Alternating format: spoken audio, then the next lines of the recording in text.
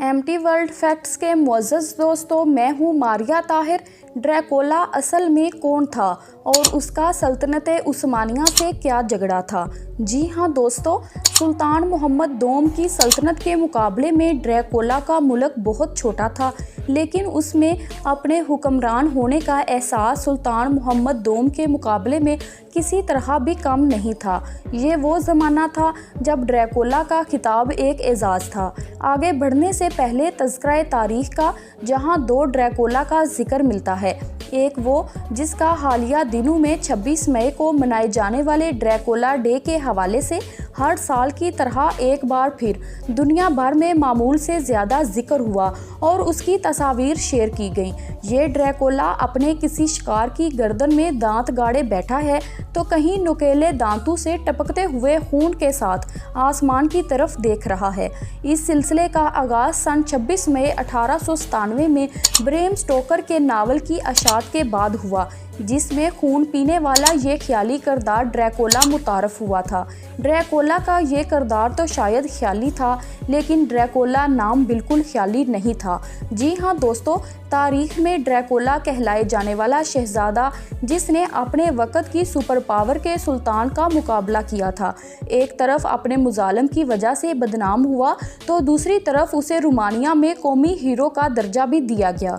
निस्बतन एक छोटी सी रियासत वालिचिया का ये शहज़ादा व्लाद सोम ड्रैकुला कहलाता था। ड्रैकुला का मतलब था ड्रैकोल का बेटा। उस शहज़ादे की तारीख़ में वजह शोहरत हज़ारों की तादाद में अपनों और गैरों के जिस्म में मेखें गाड़ कर मारने वाले हुक्मरान की हैं। इसी वजह से व्लाद सोम ड्रैकुला को अंग्रेज़ी ज़ुबान में व्लाद दी एम्पिलर भी कहा जाता है।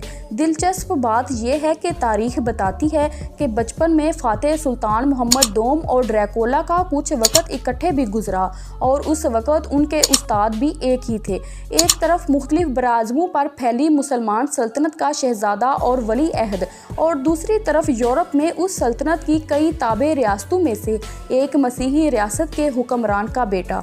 ये दोनों एक छत के नीचे कैसे इकट्ठे हो गए, ये जिक्र आगे चलकर पहले ड्रैकुला कहलाने वाले इस शहज़ादे का तारफ़। व्लाद दी एम्पिलर कौन थे? दरियाए डिनोब के इलाके में एक रियासत वालिचिया के एक से ज़्यादा बार हुक्मरान रहने वाले शहज़ादे व्लाद दी एम्पिलर का पूरा नाम व्लाद सोम ड्रैकुला था। उनकी पैदाइश सन 1431 और इंतकाल सन 1476 में हुआ। वो ट्रांसल्वेनिया में पैदा हुए और उनका इंतकाल आज के रोमानिया के दारुल हुकूमत बुखारसट के शमाल में एक इलाके में हुआ।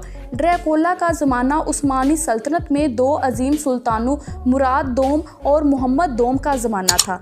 ये दोनों उस्मानी सुल्तान इंतहाई मुहज़्ज़ब और दुनियादार शख्सियात के मालिक थे।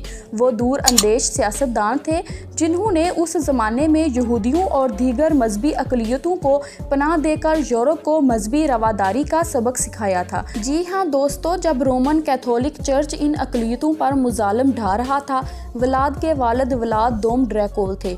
उन्हें ड्रैकोल का खिताब उस ज़माने में रूमी सल्तनत के फरमानरवा होली रोमन एम्पीयर सिगिस्मुंद की तरफ से तुर्कों की यूरोप में यलगार को रोकने के लिए बनाए जाने वाले आर्डर ऑफ ड्रैगन में शमूलियत की वजह से दिया गया। इंसाइक्लोपीडिया के मुताबिक लफ्ज़ ड्रैकोल लातीनी ज़ुबान के लफ्ज़ ड्राको से निकला है, जिसका मतलब ड्रैगन है, और ड्रैकुला का मतलब है ड्रैकोल का बेटा। इस तरह व्लाद दोम ड्रैकोल के बेटे का नाम हुआ व्लाद सोम ड्रैकुला। मोरख ड्रैकुला के लक़ब की मुख्तलिफ वजूहात भी बताते हैं, जिनमें से एक है कि रोमानिया की ज़ुबान में ड्रैकोल का मतलब डेवल भी होता है।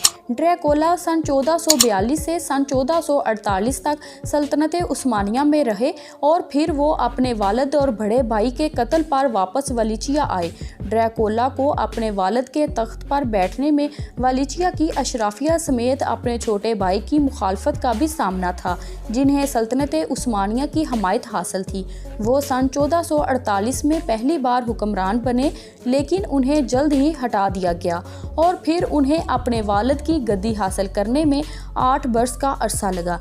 इस दूसरे दौरे हुक्मरानी में उन्होंने वो मुजालम किए जो उनकी शोहरत की वजह बने और उन्हें व्लाद दी एम्पिलर यानी मेहें गाड़ कर मारने वाला व्लाद का नाम दिया गया। ये दौर सन 1462 में सुल्तान मोहम्मद दोम की उस मुहिम के बाद ख़त्म हुआ जिसका ऊपर जिक्र किया जा चुका है, जिसको व्लाद ड्रैकुला के डंडों से लटकती लाशों के जंगल की वजह से याद किया जाता है। तारीख बताती है कि व्लाद सन 1476 में तीसरी और आखिरी बार अपने वालिद की रियासत का इक़्तिदार हासिल करने में कामयाब हो गए थे, लेकिन उसी बरस वो 45 वर्ष की उम्र में एक जंग में मारे गए। वीडियो पसंद आई है तो लाइक कर दें और चैनल को सब्सक्राइब करें। Thanks for watching.